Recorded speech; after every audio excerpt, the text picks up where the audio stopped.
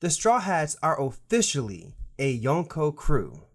Watching the Straw Hats journey from East Blue all the way to Wano, 25 years of character growth and power expansion, from Luffy's first bounty reveal of a measly yet satisfying 30 million to the bounty of a Yonko 100 times greater at 3 billion. It has been a journey. Speaking of 100 times greater, can we get our subscriber count 100 times higher and blast through 1,000 subs? Remember, it's free, and who doesn't want something free, especially when the quality is so good? Also, don't forget to give this video a like if you like the video, and hit that noti bell for more One Piece and anime content. Now, back to One Piece 1058. This chapter is packed, and I'm going to try my best to keep it brief, but there is so much here. Definitely worth multiple videos. Also guys, I don't know how I'm keeping my marbles. If I did a live reaction, you guys would love it because I lost it when I saw one person's particular bounty reveal. And we're gonna get to that person, don't you worry. No cheating, we're gonna get there. So starting off, we have Discount Chanel Gloves, the Caesarus of Caesars, and he's begging for help. Typical of a Caesar, of course. So the last video I was wondering, what could he actually do to aid the escape efforts of the Vinsmoke? But it looks like he could put up a nice smoke screen, which I think is what he's doing or what he did. I don't know, but I don't see Katakuri in this one, so maybe they got away. We'll see. But on to what we're really here for, the bounty reveals. And I love the way the narrator introduces the Straw Hat bounties, acknowledges Luffy as the Emperor and his 9 commanders. That's one of the most satisfying lines in One Piece.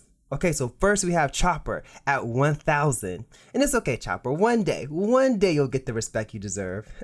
Or not. Second, we have Nami with an astounding 360 million. And she looks about ready to turn herself in for her own reward. Third is our skeleton in the closet, Brook, at 383 million. Fourth is the 1,000 Sunny at 394 million. A picture says 1,000 words. Sorry, Frankie, your frustration is warranted, but the 1,000 Sunny is the one with the 394 million very bounty. Fifth is the god himself, the greatest sniper of the seas, Usopp, at a whopping 500 million, which is crazy because that's in the same ballpark as if Enel was actually a pirate, Aces was only 50 million higher, Sabo's was only 100 million higher, 102 million higher. Like, this is Usopp we're talking about, and his reaction, priceless. Sixth is the Devil of Ohara, just a hair's breadth under the commander of the Big Round Pirates and Smoothie. It's Nico Robin at 930 million. Finally, the world government is taking her seriously. But I do wish that she hit the billion-berry mark. I really wish she hit it. She was so close. Though, for the big 3 that hit the billion-berry mark, my goodness. We start with the 7th of the Straw Hats. The cook with the heart that burns hotter than any oven. The rejected son of the Vinsmoke family, Sanji of the Black Leg, with an unbelievable 1,032 million bounty. I'll be honest here. I thought Oda was going to do Sanji dirty and give him like 999,999,999 bounty. I really did. Well, he did, so kind of do him dirty. Thanks to the next and 8th Straw Hat, Jinbei, the Knight of the Sea, comes crashing in with a bounty of 1.1 billion. He surpasses the left wing of the Pirate King himself. So does he take his place as the left wing? Questions. And last, but certainly not least, the first to join Luffy in his journey to become the Pirate King, the pursuer of the coveted world's strongest swordsman, the legendary Santoryu user, the pirate hunter, the king of hell himself, Zoro, at 1,100,000,1,100. 25 years. Over 1,000 chapters. The Straw Hats are officially a Yonko crew, and I love every bit of it. Next, we move on to one of the funniest series of panels I've ever seen in One Piece.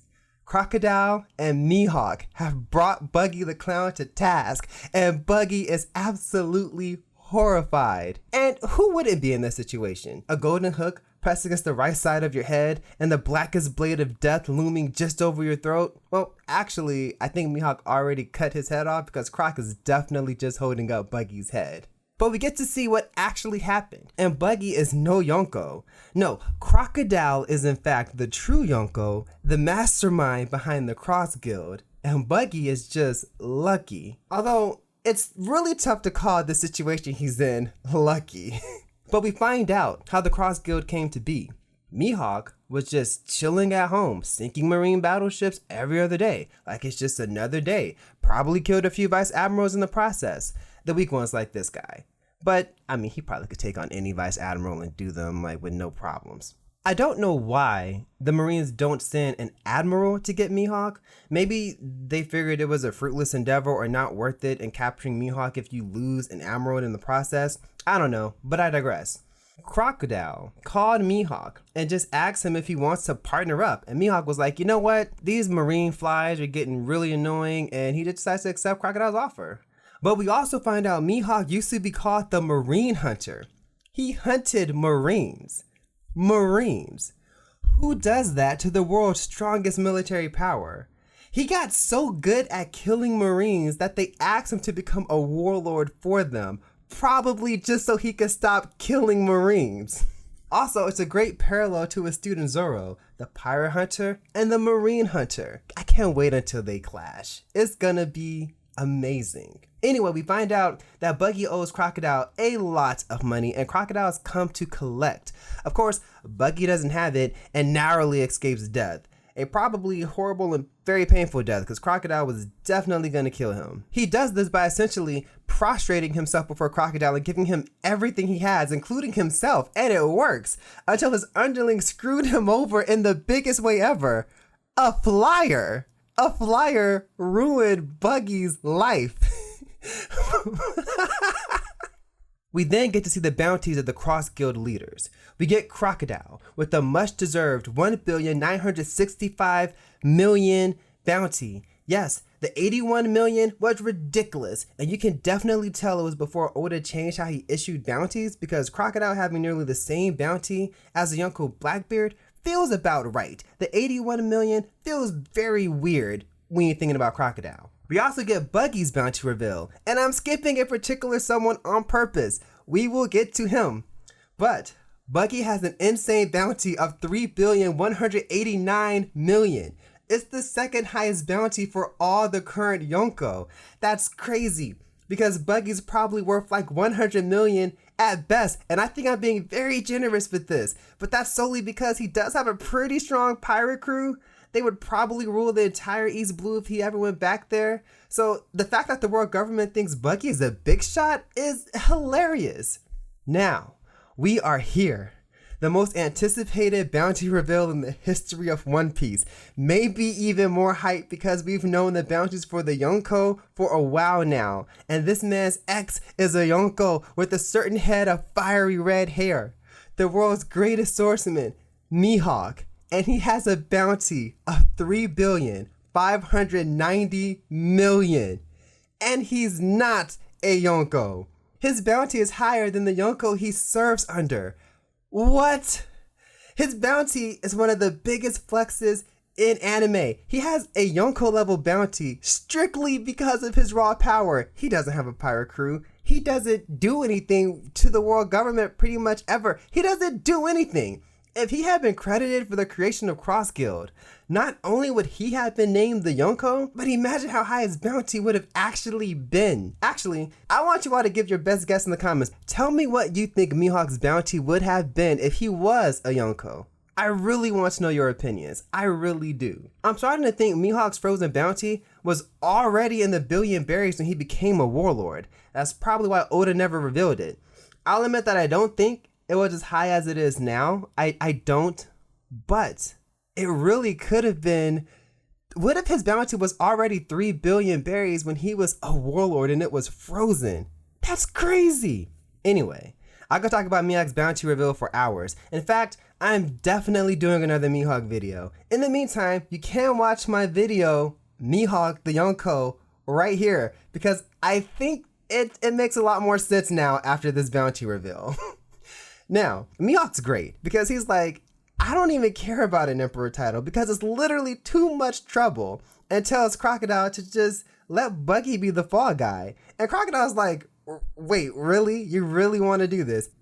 And Mihawk's just like, we can get rid of Buggy whenever we want to. And he does it so casually. He just putting up his sword, walking away like, we can get rid of Buggy whenever. He's the most chill pirate in the world. Then we get the announcement of Crocodile and Mihawk as Buggy's executives. And Buggy didn't even have a choice in the matter. He didn't choose them to be his executives. They made the choice for him. I feel so bad for Buggy because how do you like luck your way up, but at the same time completely fail? It's crazy. Finally, we cut to the revolutionaries, and they're glad everyone's okay, but they don't know if Sabo actually killed Cobra or not. And Dragon says he won't forgive him if he did kill Cobra. Then we get to Kuma, and he's still fully cyborg. And I have like 3 theories from this one panel. First, we know Kuma is programmed to listen to celestial dragons, not just anybody. So is Dragon an undercover celestial? Or is a celestial in like half D or something?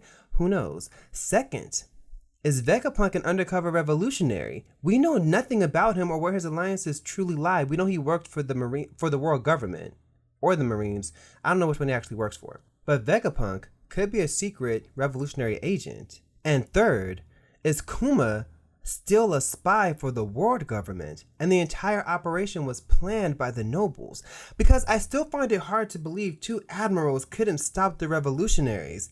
Unless all of the revolutionaries are around Sabo's level of power and we just don't really know yet. Lastly, we get a call from Sabo, the Flame Emperor himself, and the chapter ends. One Piece is on break next week, so I'll be definitely trying to get some videos out on this chapter. I am going out of town, so it might be a little tough. I'll see how it goes. But what a whirlwind of a chapter. I love where the story looks to be headed, and I cannot wait. I cannot wait for the next chapter. I've been the Blank Face, and I'll see you in the next one.